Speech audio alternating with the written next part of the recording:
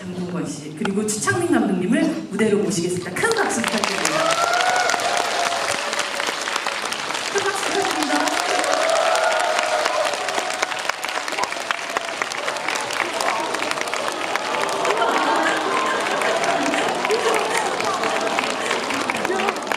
뭔가 한호의 소리가 조금 달라지는데요. 먼저 저희 인사하고 앉을까요? 차렷 인사. 네, 자기해 주십시오. 네, 방금 스크린을 통해서 만나고 왔더니 장동건 씨가 되게 무섭게 느껴지네요. 감독님, 드디어 개봉을 하루 앞두고 있습니다. 오늘 영화를 보고 나서 만나는 첫 번째 관객들일 텐데 그리고 영화가 개봉하기 전 마지막 관객이지 않을까라는 생각이 드는데요. 관객분들에게 인사 말씀 부탁드립니다. 안녕하세요. 저는 7년의 밤을 감독한 주철민입니다. 이렇게 미세먼지를 듣고 와주셔서 너무 감사드리고요. 솔직히 이런 자리가 저한테는 익숙지 않는 자리라서 너무 떨리기도 하고 두렵기도 합니다. 좋은 의견 많이 나눠주시면 저도 듣고 또 제 의견도 소중히 들려드리겠습니다. 고맙습니다.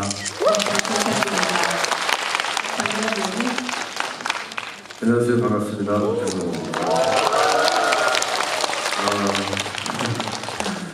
영화 보신 거죠? 오신 겁니다. 영화 보시고 굉장히 좀 마음이 좀 무거우실 텐데 반갑게 맞이해주셔서 감사드리고 어떠셨는지 굉장히 궁금합니다. 전중에 이야기 나누면서 좋은 시간 가져보도록 하겠습니다. 네, 최연수역 맡은 이순혁입니다. 반갑습니다. 2011년도 그 최종병기 활 촬영 현장에서 이 소설을 보고 오랫동안 마음속에서 열망하던 작품이 이렇게 개봉하게 되고 그 전날 이렇게 관객분들하고 대화하게 돼서 설레이고 긴장되고 두렵고 떨리고 그렇습니다. 좋은 대화 많이 나왔으면 좋겠습니다. 네, 박수 부탁드립니다. 이순혁 배우님과 장동건 배우님은 이 영화를 통해서 처음 만나시게 되신 거죠? 사실 예전에 그 굿모닝 프레지던트라는 영화를 제가 촬영할 때 네. 그때 이승용 씨께서 이제 그 특별 출연 네. 잠깐 나오셔서 한신 가시적을 준 적이 있었어요. 네, 정말 함께 영화를 찍었다라고 생각하는 그런 영화로서는 아마 첫 만남이지 않을까라는 생각이 드는데 영화를 찍기 전에 사실 영화 바깥에서 서로를 바라보던 그 어떤 이미지나 혹은 느낌 혹은 기대 같은 것들이 있었을 테고 함께 또 작업을 끝내보니 또 이런 점들을 새롭게 발견할 수 있었다 하는 부분들이 서로에게 어떤 것이 있었을까요?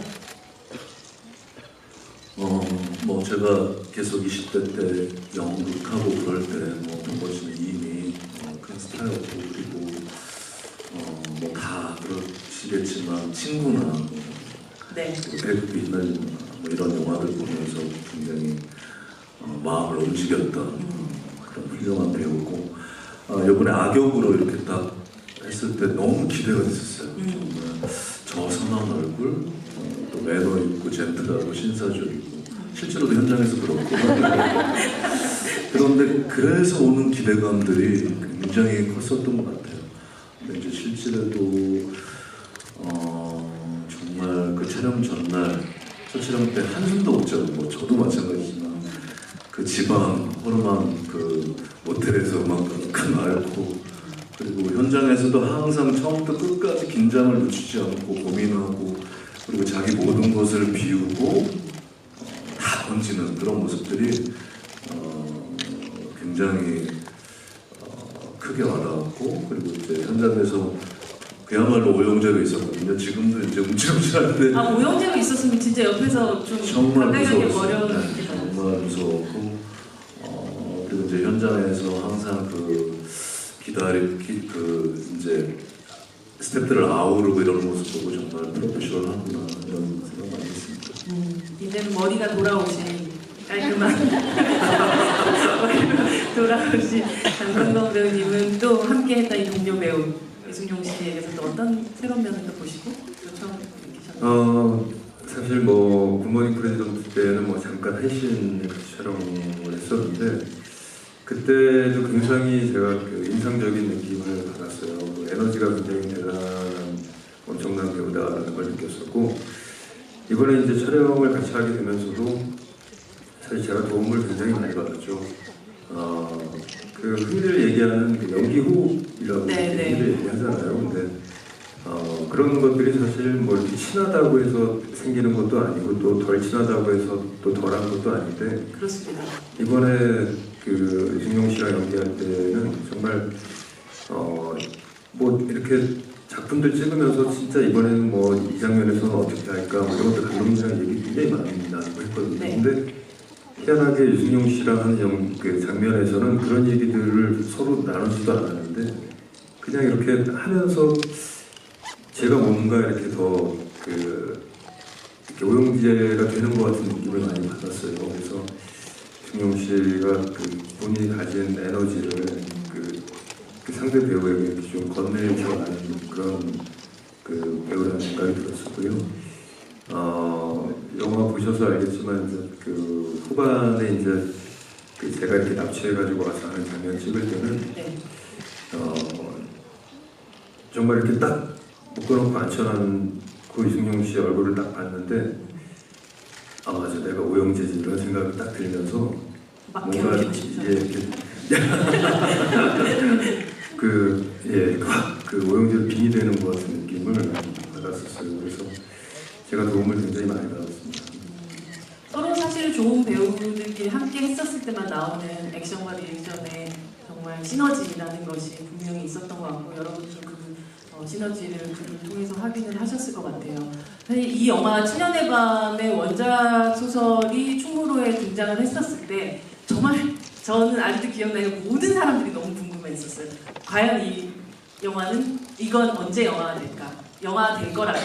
이미 판권을 샀다더라. 뭐 누가 감독을 한다더라. 뭐 정말 큰 기대를 모았었던 그런 작품이었었는데 감독님 어떻게 이 작품을 영화하시겠다라는 것도 마음을 가지게 되셨고 그리고 본인 스스로 이것의 연출에 있어서 가장 큰 도전이라면 무엇을 가장 큰 도전이라고 생각하시면서 작업에 임하셨나요? 이 영화는 작가의 후기를 읽어보면 사실과 진실 사이에는 그러나가 있다는 후기가 있습니다. 그 그러나라는 이야기는 또 다른 비밀이라고 저는 생각했는데 영화의 시작 부분을 보시면 세령마을이 있고 안개가 자욱한 세령호가 있고 그리고 한 남자가 잠수를 해서 세령호 속에 숨어있는 옛날에 수몰된 세령마을을 찾아가는 걸로 영화는 시작이 됩니다. 그건 바로 그 세령마을에 숨어있는 어떤 비밀을 찾아가는 이야기라는 어떤 영화 인트로였는데 저는 그 세령호도 또 하나의 주인공이었지만 또 다른 인물의 주인공 최연수의 비밀 그리고 오영지의 비밀 또 승환이라는 인물에 대한 비밀을 찾아가는 그 하나의 복수극이긴 하지만 그 인물에 대한 비밀을 찾아가는 것이 저한테 굉장히 중요했기 때문에 그 각자의 사연을 영화 속에 담아내는 게 저한테는 가장 하고 싶었던 이유였고 이 영화를 선택하게 된 이유였습니다. 세령마을도 그리고 오영재도 최현수도 저희 머릿속에 한 명 한 명 각각의 이야기들로 기억이 되는 걸 보니 감독님의 처음 의도가 또 맞아 떨어지지 않았나 잘 구현되지 않았나라는 생각이 드는데요. 독자로서 이미 이 책을 먼저 읽고 그리고 이후에 이제 영화에 참여를 하시게 되신 거잖아요. 두 분 배우들은 그 머릿속에 독자로서 이 소설이 영화화 된다면 가장 궁금하다. 독자이고 나중에 관객이 된다면 가장 궁금하다라고 생각했던 부분은 어떤 부분이셨어요? 저도 똑같이 소설을 읽고 지금 돌이켜보니 정확히 딱 7년 전이었던 것 같은데 7년의 밤에 읽으신 거예요? 진짜 단숨에 다 읽고 책을 덮으면서 이거 영화가 되었으면 좋겠다 라는 생각을 했었고 그러면서 한편으로는 또 영화가 된다면 오영재 캐릭터를 한번 연기해보고 싶다는 생각을 그 당시 했었거든요. 그런데 시간이 지나서 이제 정말 영화가 되고 또 그 주창민 감독님이 연출을 맡게 됐다는 소식을 듣고 이승용 씨가 캐스팅됐다는 얘기를 들으면서 내심 나한테는 안 오나 이런 생각을 했었어요. 근데 정말 그 제안이 들어왔을 때 감회가 굉장히 남달랐고 좀 신기한 느낌도 들고 그 운명 같은 느낌도 좀 들었었거든요. 그래서 그랬는데 사실 소설을 읽을 때의 그 어떤 영화되었으면 좋겠다는 생각을 했던 것이 이 작품이 가지고 있는 어떤 그 아이러니 같은 거거든요. 네. 그 악인이 피해자가 돼서 그 선한 가해자에게 복수하는 이야기, 이게 좀 그런 아이러니가 좀 굉장히 흥미로웠고 또 이 선과 악에 대해서 이렇게 좀 생각해 볼 수 있는 여지들이 굉장히 많은 작품이라는 생각을 했었어요. 그래서 영화를 보셨으면 알겠지만 이제 그런 생각들을 사실 재미삼아서 저도 해보게 되었는데 영화 촬영하면서 저는 이게 오영재라는 캐릭터가 악역이라는 생각을 안 하고 여기를 했거든요. 근데 실제로 사실 오영재가 저지른 어떤 법적으로 그 책임을 묻자면 그렇게 잘못한 게 많지는 않아요. 저 여러분 도울 없어요. 물론 나쁜 사람이긴 하지만 그 어떤 판사 입장에서 구형을 하자면 네. 인물들 중에서 뭐 그러니까 아동학대가 굉장히 잘못한 일이고 또 납치 및 감금 그나마 좀 이렇게 정상 참작이 된 결론이 가능한 뭐 그런 범죄인데 그게 정서적으로 굉장히 나쁜 맞아요. 사람이라는 느낌이 들죠. 이제 최연수 같은 경우도 굉장히 선한 사람이고 마음이 약한 사람이지만 이 사람이 저지른 어떤 법적인 책임은 굉장히 더 큰 문제일 그렇죠. 수도 있는 거고 또 그 승환이도 이제 좀 자유로울 수 없는 게 네. 그날 만약에 세령이가 찾아왔을 때 문을 열어줬더라면 아무 일도 일어나지 않았을 가능성이 많고 어떤 그런 방조죄라도 있을 수 있고 그러니까 그럼 과연 누가 나쁜 사람일까에 대한 그런 재밌는 생각들을 많이 해볼 수 있는 작품이었던 것 같아서 그랬었고 또 이렇게 외적으로는 그 세령 마을이나 그 소설을 읽을 때 그런 그 마을의 전체적인 분위기 이런 것들이 영화화됐을 때 굉장히 좀 좀 서사로서 좀 아름답고 그렇게 될 거라는 그 기대를 많이 했었죠.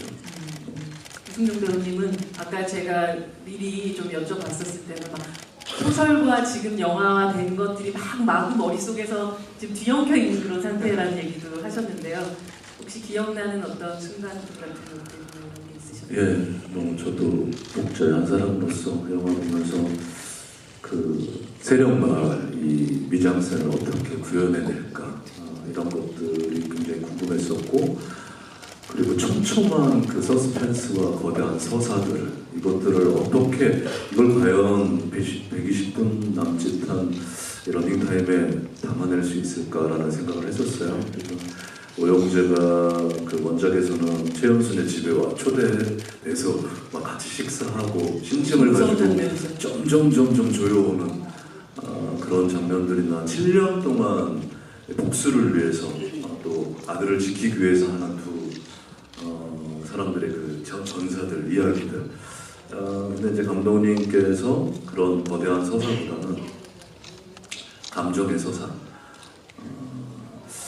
더 이제 시공을 떠나서 사람이라면 인간이라면 과연 이런 상황에서 어떻게 할까? 그 인생에서 사실 그 최연수가 세령이를 차로 그때 그 시간에 칠 수 있는 확률은 지극히 작잖아요. 그렇지만 이 참 삶이라는 게 삶이라는 게 근데 이 영화를 보면 그때 만약에 안 그랬으면 전화로 해결했으면 제가 만약에 안 갔으면 태어나지 말았어야 되죠. 근데 인생을 이렇게 한 발자국 떨어져서 쭉 볼 수 있는 영화인 것 같다는 생각이 들더라고요. 불행히도 그런 일들이 좀 일어나긴 했었고 또 그렇게 또 7년 동안 이 두 사람의 삶이라는 게 그렇게 또 붕괴되기도 하고 뭐 실질적으로는 댐이 붕괴되고 많은 일들이 일어나게 되는데요. 그 영화의 스틸을 또 함께 보시면서 7년의 이야기들을 또 나눠보도록 하겠습니다. 본격적으로 명장면 스틸을 보면서 이야기를 나누시겠습니다. 여러분들에게도 질문을 받는 시간도 아까 제가 말씀드렸죠? 드릴 테니까요. 함께 또 스틸을 보시면서 이야기 나눠보도록 하죠. 네, 그러면 참 제가요 미리 오늘 영화 관람하신 분들이 영화 보셨는데 이미 이게 사실은 영화가 장르적으로 좀 스릴러 영화고 또 이야기가 또 스포일러가 미리 알게 된다고 한다면 이 영화를 즐길 수 있는 데 많은 방해가 되니까요. 우리 7년 동안 마음속에만 저장하도록 그냥 여기서는 더욱더 영화에 대한 깊은 이야기 나누고요. SNS라든지 혹여 아직 영화를 보지 않은 분들이 이 영화를 좀 감상하는데 좀 방해가 될 만한 것들은 좀 하도록 합시다. 네, 아시겠죠? 네, 감사합니다. 그럼 첫 번째 명장면 스틸부터 확인해 볼까요? 아, 네, 저 머리가 나오고 말았습니다. 그리고 이쪽에 함께 옆에 또 유승용 씨, 현수의 또 두 배우의 정말 또 변신이 드러나는 그런 스틸인데요. 유승용 씨 같은 경우는 한순간의 실수로 살인자가 되는 그런 최현수, 그리고 오영재로부터 아들을 지키기 위해서 또 사투를 벌이게 되는 그런 인물이잖아요. 최현수라는 사람의 여러 요소들이 있었을 것 같아요. 이 사람의 여러 요소고 시나리오 안에서도 여러 부분들이 있었겠지만 가장 이 캐릭터의 중심에서 이 캐릭터를 관객들한테 설명시키는 데서 가장 중심에 놓았던 어떤 만약에 단어가 있다면 무엇이었을까요? 인물에 대한 전사, 트라우마인 것 같아요. 트라우마. 그리고 동시에 또 현수를 마지막에 여러분은 다 보셨으니까 아시겠지만 아버지니까라는 그러니까 이 구성애라는 것이 이 사람에 있어서 굉장히 또 큰 부분을 차지하는 사람이기도 했던 것 같아요. 이제 제가 뭐 모성애를 그릴 수는 없으니까 이게 이제 부모라면은 누구나 보편적으로 그러니까 이게 일반적이고 보편적인 객관적인 감정인 것 같아요. 과연 어땠을까? 물론 죄로 인한 죄나 달게 받아야 될 죄값이나 이런 것들은 분명하지만 만약 나의 가장 소중한 나의 전부보다 더 소중한 자식이 저런 상황에 처했을 때 나는 어땠을까라는 질문을 던지는 그런 인물인 것 같습니다.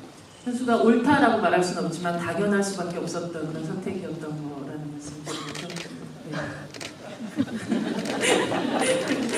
장동건 씨 이 영화 속에서 그 사람 진짜 악마예요라는 대사가 나오는데 이 대사가 오영재를 사실 초반에 가장 강력하게 설명하는 그런 말이라는 생각이 들어요. 여러분들 지금 스틸에서 보셨던 것처럼 저 M자 탈모뿐 아니라 이 머리카락 같은 경우도 굉장히 독특하게 좀 힘이 있죠. 이게 약간 파마성 머리여서 머리카락이 이렇게 바람에 흔들릴 때마다 힘이 생기고 방향성이 생기면서 캐릭터가 부여되는 듯한 느낌이 들기도 하고요. 네.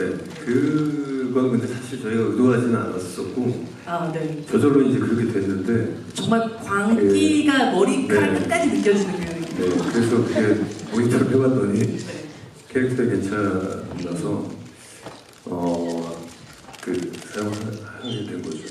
네. 이런 외향적인 것들도 있지만 동시에 뭐 행동적인 부분들 같은 게 뭐 걸음걸이라든지 사람을 바라보는 각도라든지 네. 뭐 이런 모든 것들 그리고 또 내면에서 네. 그 앞서 얘기했던 그 악마 본인은 이 역할을 네. 악인이라고 생각하지 않고 연기했겠지만 네. 그 이 악마성이란 걸 끌어내기 위해서 어떤 노력들을 하셨는지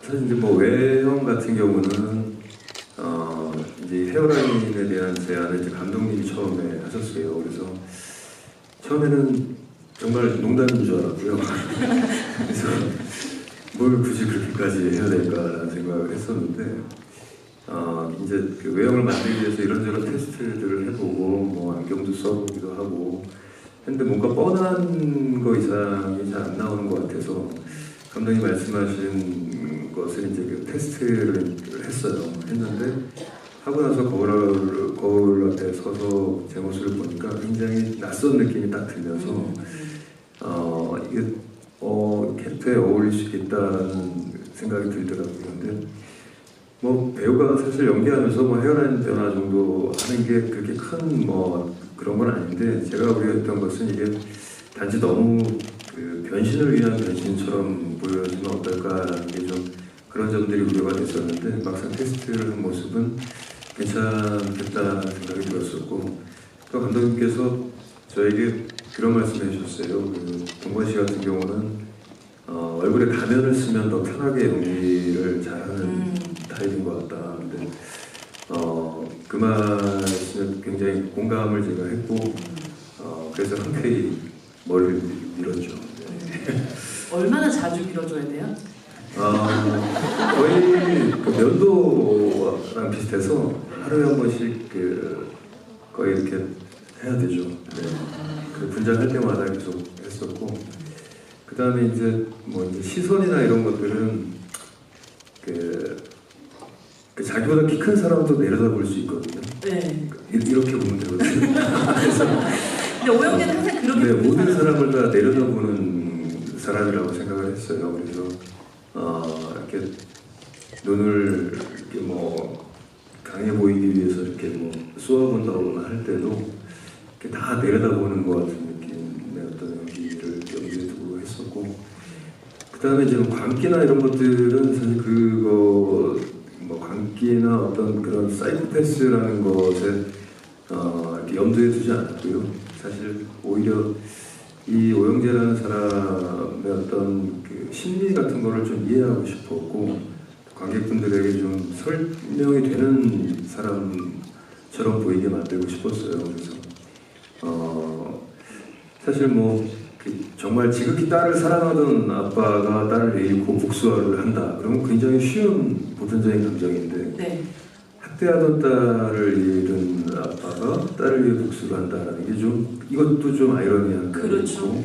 설득하기 굉장히 어려운 네, 감정이긴 하죠. 그래서 어떤 그런 점들을 많이 고민을 하면서 그 연기를 했어요.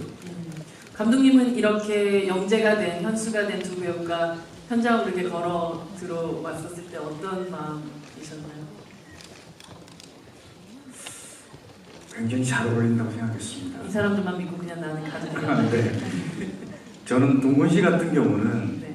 동건 씨가 배우로서 가장 핸디캡은 잘생김? 네, 잘생김이라고 저는 생각해요. 왜냐하면 어떤 연기를 하더라도 그 장동건이란 그 이름 석자에 잘못하면 묻힐 수 있다고 생각했기 때문에 그러려면 일단 얼굴을 망가뜨려야 되겠다 그렇게 생각을 했었고 그리고 이제 소위 우리가 말하는 엘리트 사이코패스가 어떻게 해야 된다라는 건 영화를 많이 보시고 하시는 분들 머릿속에 개념이 있는 것 같아요. 네. 그걸 굳이 또 반복해서 보여줄 필요는 없었다고 저는 생각하고 그것보다는 동건 씨한테 동건 씨가 기존에 보여주지 못했던 모습들 그 모습을 보여주는 게 훨씬 더 동건 씨가 사이코패스나 어떤 폭력적인 악을 연기하는데 더 유리하지 않았나 그렇게 생각합니다. 현수 같은 경우는 사실은 이 영화를 통해서 새롭게 창조된 캐릭터 같은 느낌이 들 정도였거든요. 원작과 굉장히 또 다른 결을 또 가지고 있기도 하고 그런 면에서 또 이순용 씨의 변화들이나 물론 이제 시나리오 안에서 혹은 아니면 함께 또 이야기하면서 많이 만들어 나가고 변화한 캐릭터긴 하지만 이렇게 완성된 캐릭터를 옆에서 또 보시는 마음도 어떠셨나요?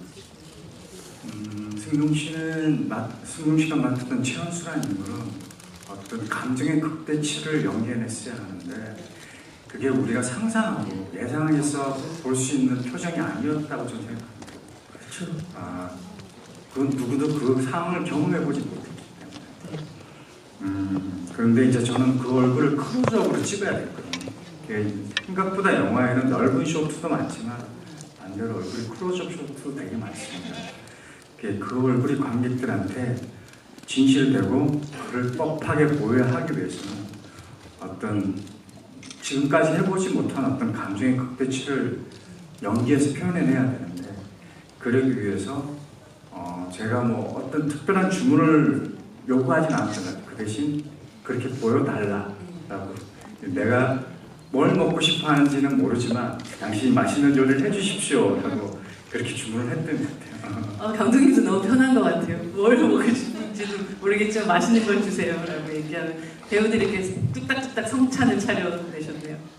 영화를 보시면 알 수 있습니다. 얼마나 맛있는 성찬을 차려는지. 손 괜찮은데요, 유승용 씨? 진짜 저는 이제 마지막 장면을 보면서 마지막 장면 아니고 그 내려치는 장면을 보면서 물론 뭐 굉장히 안전하게 촬영이 됐겠지만 쉽지 않은 촬영이었겠다는 생각이 들었어요. 안전하지 않았고요. 네. 물론 이제 영화가 뭐 실제로 이렇게 하진 않지만 일단은 감정은 실제로 하려고 했고 그 당시에는 몰랐어요.